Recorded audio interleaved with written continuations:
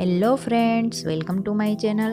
તો ફ્રેન્ડ્સ, આજે આપણે બનાવીશું ખૂબ જ ટેસ્ટી અને ઘરે ફટાફટ બની જતી બેકરી સ્ટાઇલ નાનખટાઈની રેસીપી, જે ખાસ કરીને બાળકોની તો ખૂબ જ ફેવરિટ હોય છે અને ઘરે એને બનતા જરા પણ ટાઈમ નથી લાગતો. 15થી 20 મિનિટમાં એ ફટાફટ બની જાય છે. તો ચાલો શરૂ કરીએ નાનખટાઈની રેસીપી. તો ફ્રેન્ડ્સ, નાનખટાઈ બનાવવા માટે મેં લઈ લીધું છે અડધો કપ દેશી ઘી. ઘી છે હંમેશા આ રીતે જામેલું લેવાનું નાનખટાઈ બનાવવા માટે. અને અડધો કપ લીધી છે મેં પાવડર સુગર, મતલબ દળેલી ખાંડ.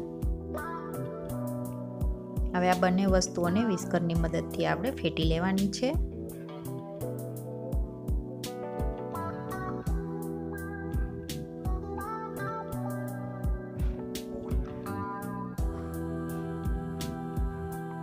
આ રીતે ફેટવાથી નાનખટાઈ એકદમ અંદરથી સોફ્ટ અને બેકરી સ્ટાઇલ બનશે.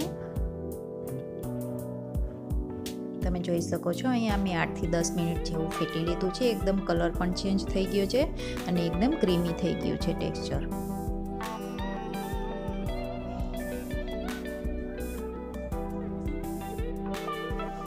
તો અહીંયા હવે આપણે બાકીની વસ્તુ પણ એડ કરી દઈશું.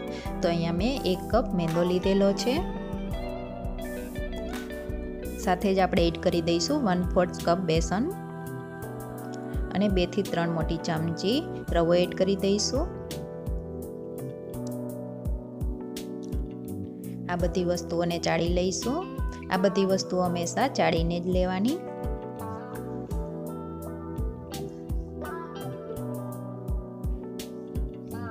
બધી વસ્તુઓને ચાળીને લેવાથી મિક્સર છે એકદમ લાઇટ બનશે અને નાનખટાઈનું રિઝલ્ટ છે એકદમ સારું આવશે.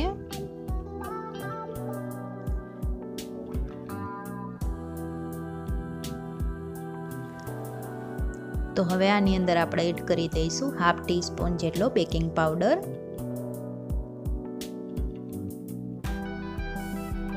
અને 1/4 ટીસ્પૂન જેટલો બેકિંગ સોડા. હવે બધી વસ્તુઓને મિક્સ કરી લઈશું.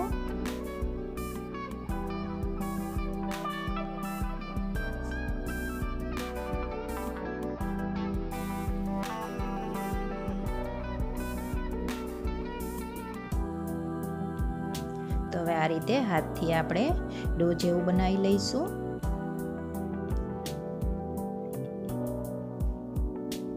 આની અંદર આપણે દૂધ કે પાણી એવું કાંઈ એડ નથી કરવાનું.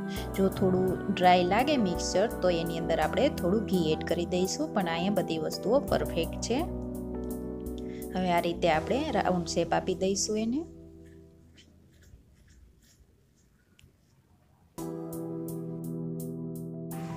તો આ રીતે રાઉન્ડ શેપ આપી અને પ્લેટની અંદર હું ગોઠવી દઈશ.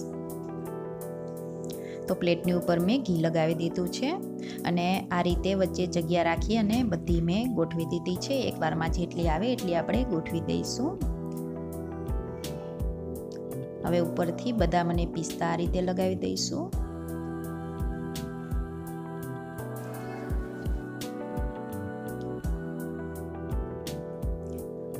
તો હવે નાનખટાઈને બેક કરવા માટે અહીંયા મેં એક પ્રીહીટ માટે કડાઈ રાખી દીધી છે એલ્યુમિનિયમની, અને નીચે આ રીતે મીઠું નાખી અને ઉપર સ્ટેન્ડ રાખી દઈશું અને એની ઉપર રાખી દઈશું પ્લેટને. અને હવે નાનખટાઈને આપણે ગેસની લો ફ્લેમ ઉપર 20 મિનિટ માટે બેક થવા દેવાની છે. ગેસની ફ્લેમ છે એકદમ લો ઉપર જ રાખવાની છે.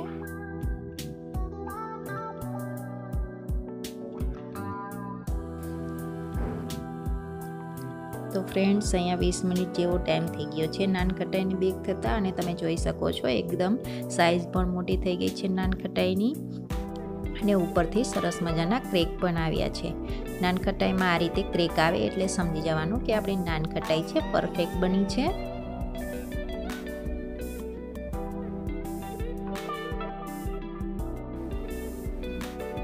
તો હવે એને આપણે બહાર લઈ લઈશું અને સરખી રીતે ઠંડી કરી લઈશું. પછી જ આપણે પ્લેટમાંથી એને કાઢીશું. નાનખટાઈ ગરમ હશે ત્યારે એકદમ સોફ્ટ હશે, પ્લેટમાંથી કાઢવા જઈશું તો તૂટી જશે.